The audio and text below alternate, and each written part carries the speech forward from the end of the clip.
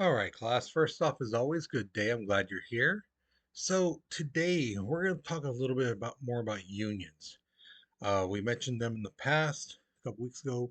We're going to come back to them again now because kind of forgot about this section. Not gonna lie, and it's pretty important because this stuff does apply to your everyday life in the sense that you might be getting a job that you don't know if it's a union job or not, and there's some things you should know.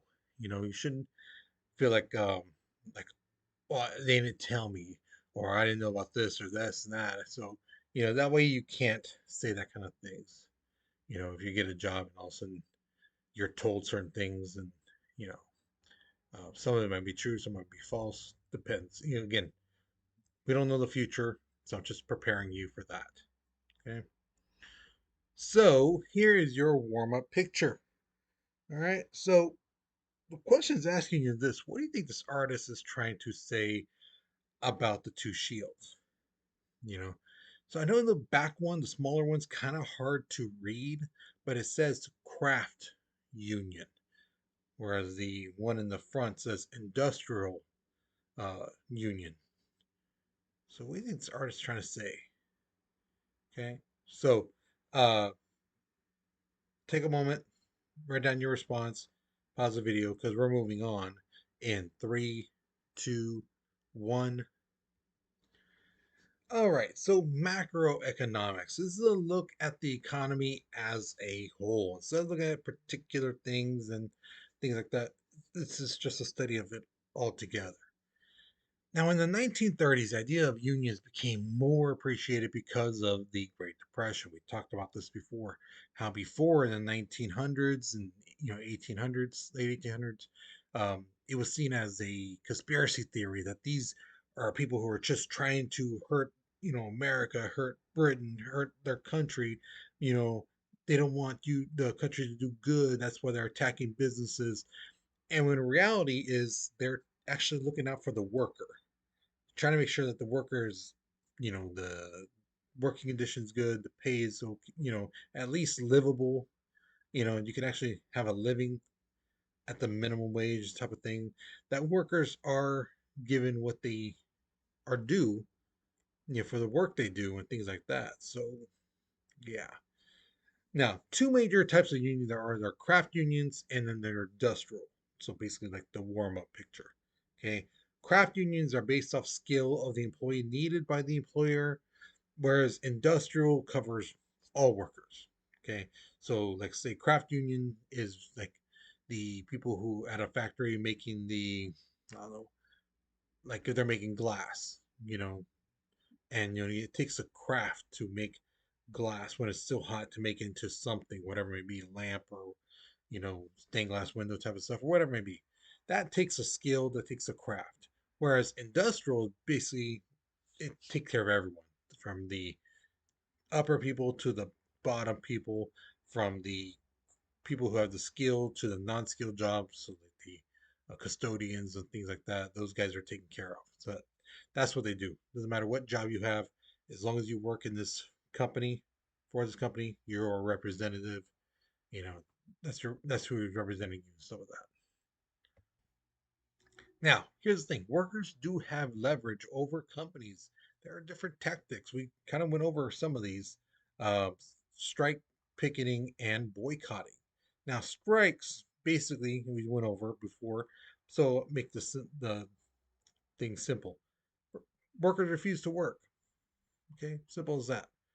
Picketing, workers and civilians basically bring public awareness to try to stop people from doing business at this certain company or shop or whatever it may be. Now, boycotting is something interesting. It's a refusal to buy a product from a specific company or employer, you know.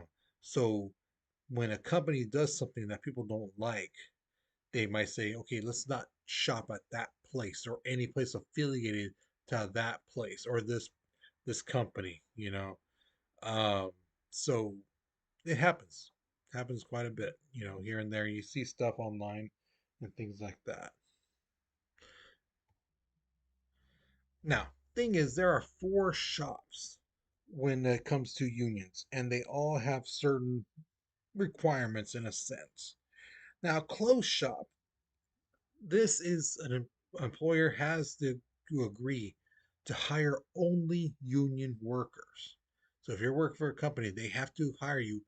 They only hire you if you're a union worker, union member. This allows unions to determine who's getting hired, who's being fired, things like that.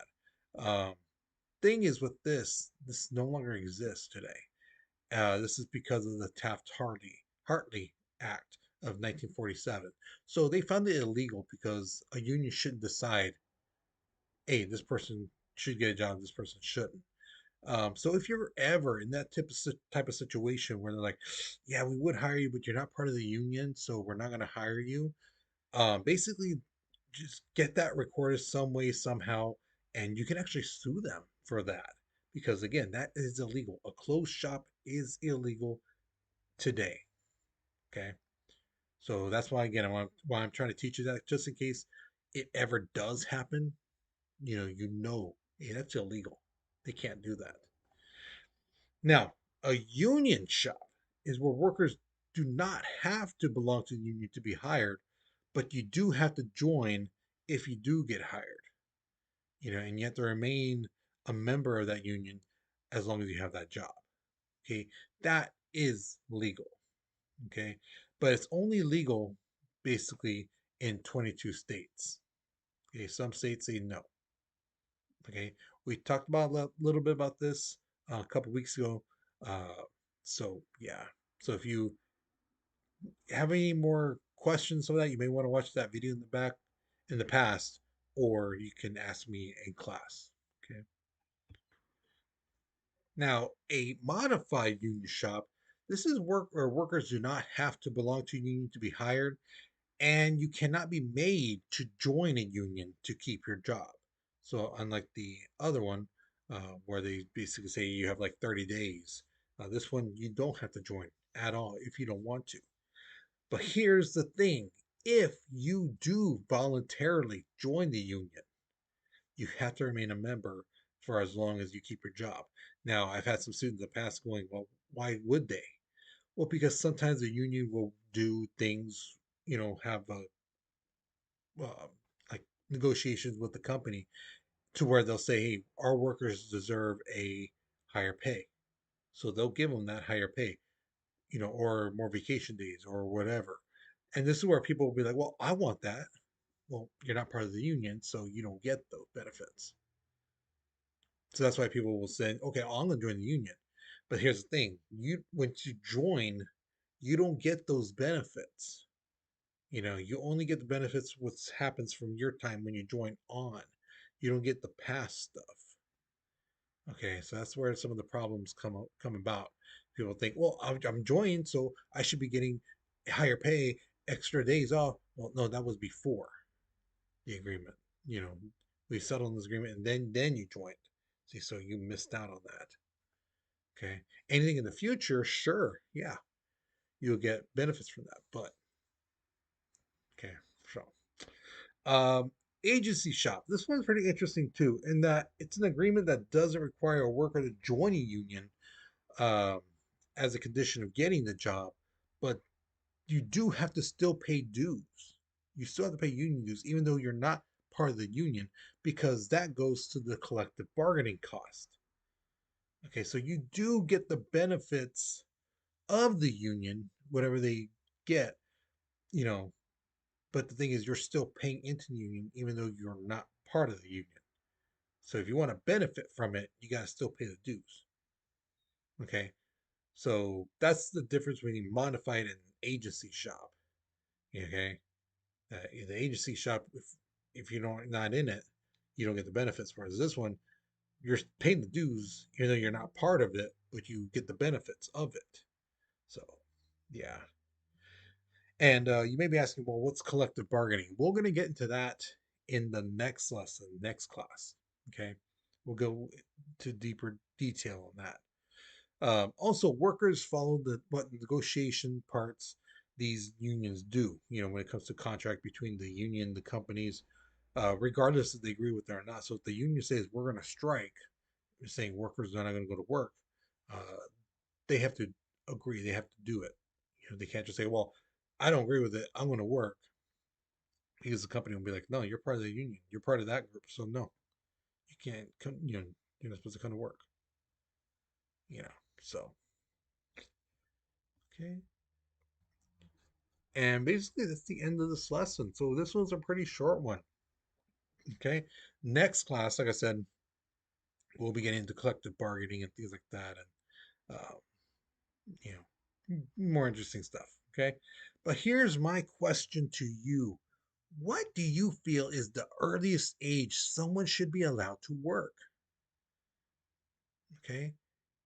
What do you think?